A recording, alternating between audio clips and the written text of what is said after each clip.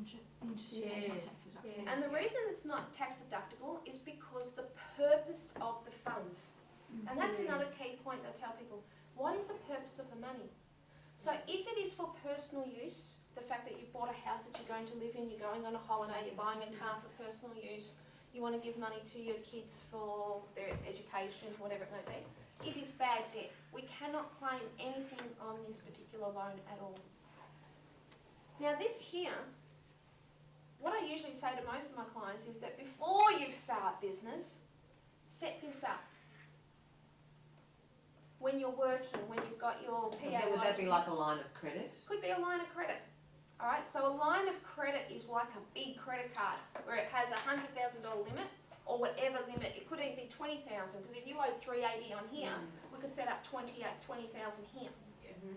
So it really is a big line of a big credit card that you owe nothing on it, so you pay no interest on it. Okay? But when you need to take money out of there, then you pay interest on the money that you use.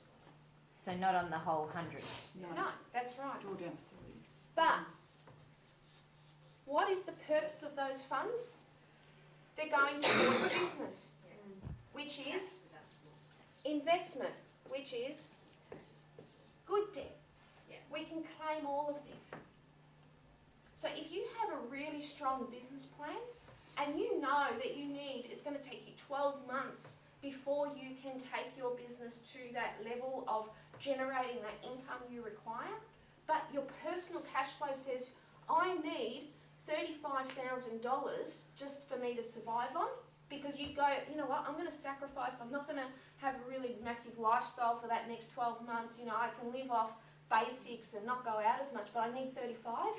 Well, set this up first. Because then you can go, well, you know what, I'm going to draw my wages out of here. And I'm going to give that money to my company or my business or whatever, you know, partnership that you've got set up. And I'm going to pay myself some wages every fortnight. So I start to get in control and I know that I can survive personally, and I'm going to monitor my business so that in my business plans that I know that I'm going to achieve this in 12 months' time so that I don't have to draw on this anymore, and I can start then putting a repayment back into this. Okay? Can I ask you a question? If we've got that, does there need to be a trail of that going from here to here? Yes. Right. So like, oh, sorry. No. So for example, I think we've got, I'm really not good with numbers, hubby is. So I think we've got this, and he, when I need it, every now and then transfers something into my business account. So those things I need to record somewhere, or? Yep, so you would just have what we call a loan agreement that you guys can prepare yourselves. I mean, you know, your accountant might say, yeah, I'll prepare your loan agreement, no problem, but you can actually do it yourself. And so it's just a document that says, you know, let's say in your case, this is in your hubby's and your name, whoever's name this is in, so it could be hubby's, could be yours, could be, you know, either hubby or yours or a company or a trust. Right. But it will say, you know, I am giving or loaning 25,000 or 100,000 in this case to, you know, this business on the following terms as per my Westpac line of credit interest rate, and the repayments will be just the interest per month. So you also got to take into consideration the interest that's on this loan per month. You need to make a payment from your business account to go in here just to cover the interest. How do you work out the interest? Do you have to just check that with the bank, whatever? No, you can do it yourself. Because if it's a line of credit, it all comes out of one big pot. So how do you separate that 100 from the big pot? The first thing is this is a separate loan. So this is separate. So this is why this is splitting your home loan. This is loan 1. This is loan 2. Is it like an offset account? No, that's not credit. that's This is when you've got again. money. Yeah, this is when you haven't got money. Alright. Yeah. That's to deal with interest. An easy way to work out what your interest, because the first thing is that interest will be charged to this loan. So if interest is charged on the first of the month, you can go on there on the So you second. just split that line of credit. So you split that, so, you know. You can split your good and your bad debt. Okay. And if you need to work out what the interest is, there's a very simple calculation.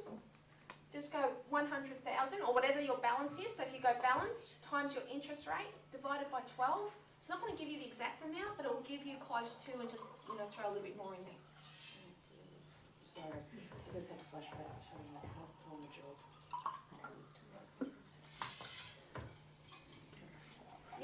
payment is obviously the one you want to pay off first. So don't pay this one back until you pay this one. I mean, pay the interest on this one and make a repayment to it as you need to, but don't get too, you know, a lot of people worry about this so much. I'd be saying pay this off because you can claim the interest on this. This can offset your profits, whereas this one can't.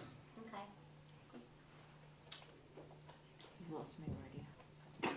No, this is good, it's very simple. I'm writing it. Now, It just doesn't. the problem with this is that if you are self-employed already, then unless, you know, and let's assume, I'm going to say, the first thing is if you've got a partner who's working and you are self-employed and you're not showing very much through your books at the moment because you've just set up, then it will be difficult to get this loan depending on how much income your partner may have. All right? Because if you're already self-employed, the bank requires 2 years of financials to accept your income. So just be conscious of that. And that is in regards to, I want a business credit card, I want all of that, 2 years. Yep.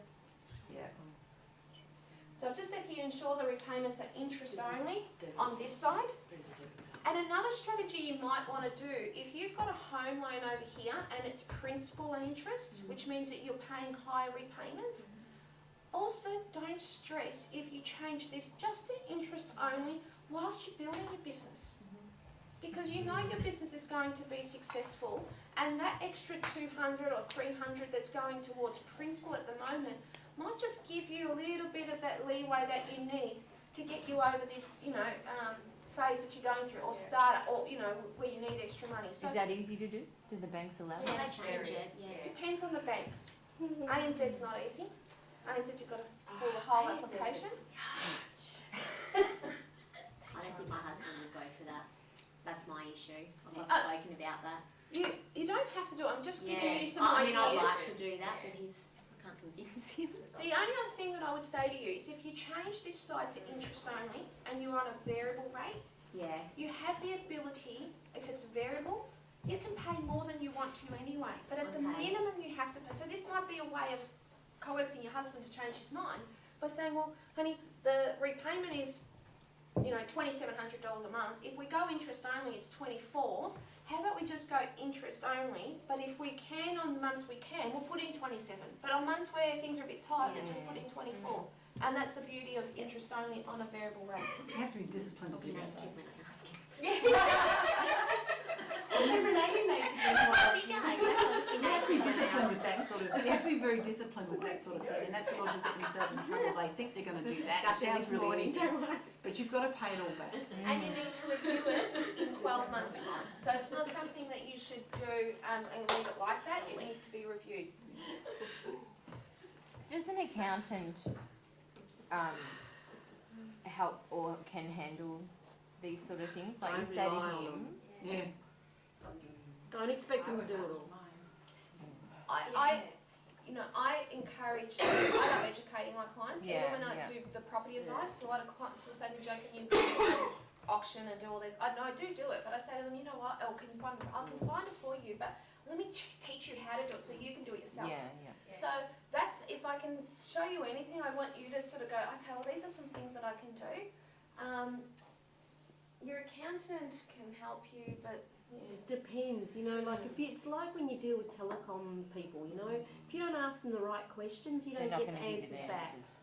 and you've sometimes gotta you know the outgrow questions your to- accountant as well. You know, Mm. depending on. Yeah. I've changed accountants probably 4 times. Yeah, I'm on my Yeah, field. we're on ours, we just Love have to nail mine. ours. It's just Yeah. hard work. Yeah. Be careful with that though. My first accountant, I piggybacked on the back of my husband's first accountant, and his charges for my first year in business were $10,000 a year. Because my business was tucked in under my husband's portfolio. Yeah, So it was yeah, like, yeah, and it was terrible, and you know, he could have set me broke. yeah. So you think they know more than you do. This but is you the know what, thing you can all of, count, you know, okay? yeah. You can all count. Yeah. Yeah. So Slowly. yeah. Yeah. And then when you've got money, you need to be able to count really better, because no one will spend your money like you can. That's right. I If can't you've earned stress it, you can sell it. to you enough. Do your personal cash flow first. Yeah. All right, take the time to do that, because Yeah. then you will understand what you need to survive in your business. Then do your business. They are your foundations. Yeah. If you don't do your foundations, you will not survive. Yeah. It's like building the house with just a roof on it and nothing underneath solid. Yeah. So do that and learn how to do that. Take the time out. As I said, this finance stuff is the most boringest stuff to do, but it's so important for you to do it. All right. Use the tools I've given you. That spreadsheet is not hard. It's just, you know what you need to do. I tell my clients again. I think Go I have one of through these. your savings I don't know how account to read it. statement for the last 6 months. Have it there, you know, See what you've spent. and go and put them in the little categories. And the Yeah. stuff we've just taken cash out, just put miscellaneous on there.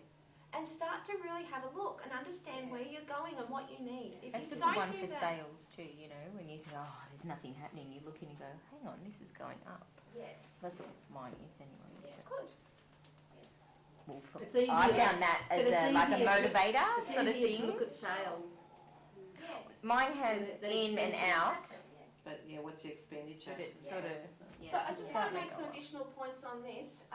Is purpose of funds is really important, so you can clearly split this. This is if you have the ability and you've got equity in your home and both you and your partner are prepared to do it, then make sure you split the loan. Okay. Serviceability, yes, you need 2 years of financials if you are self-employed, and that means financials. There's two parts, and I should explain this. You have your tax returns, which are the actual tax returns that get lodged at the ATO, and your financial statements are usually what your bank, your accountant prepares for you, which is in real easy terms. It's a profit and loss and a balance sheet, which shows all the income that comes in one section, and then all the expenses, and then it says your net profit. So they're your financial statements. Your tax return is what gets lodged. Those two documents are required for the bank to assess your finance. Now, if you go to a person like myself, you might have your own advisor in terms of your finance advisor, we would be able to tell you straight away, looking at those financials, whether you'll be able to get a loan or not. The other thing too to know is this, is that most banks take 2 years of financials. There are some lenders that will take 1 year. And that is a really big key, because quite often we're on this. So if they take 2 years, what happens is that they will annualise those 2 years. So if you've earned, say, 30,000 this year and 70,000 that year, then there's going to be annualised between, So it reduces quite significantly. Yeah. Now, the other thing to be mindful of is that if you had a bad year the first year, and then you had some really good years and you can see it's going up, if there's a variation of 25% or more, they will take the lower year. So don't go just to your own bank who says, no, sorry, I can't help you. Because there are lenders there that will take the last year, and there are good people, and I'll say like me, who will go, well, wait a minute, what have you earned in let's say, in 010, let's have a look, then we've got 011, but wait a minute, we've nearly finished 012, and if 012 BAS statements, remember I talked to you about those business activity statements, if I can show to the bank, well, wait a minute, Kath over here has got 3 really good BAS statements, because that really is your tax return, all right? This is the income. I want to use the 2011, and to support that, I've got 3/4 of that. So it's the way you present it, all right?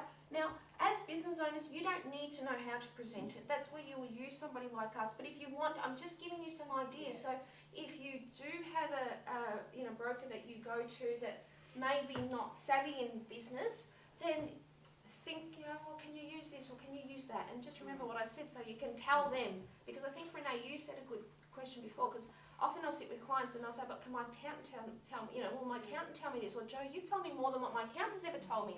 And I go, all I want to do is give you the education for you to go and ask the right questions.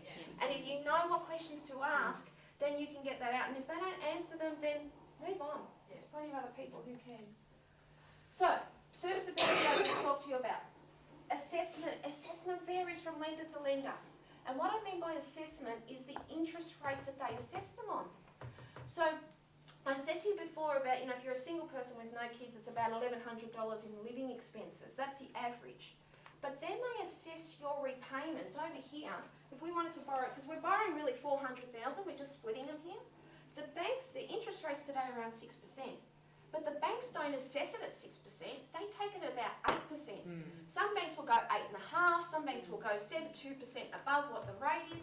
Some banks will go, well, if I'm giving you a fixed rate for 3 years at 6%, we'll only add 0.5% on the interest margin when we're doing the assessment.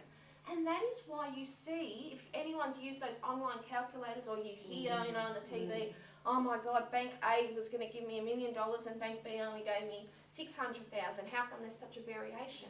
It's all in the way that it's assessed.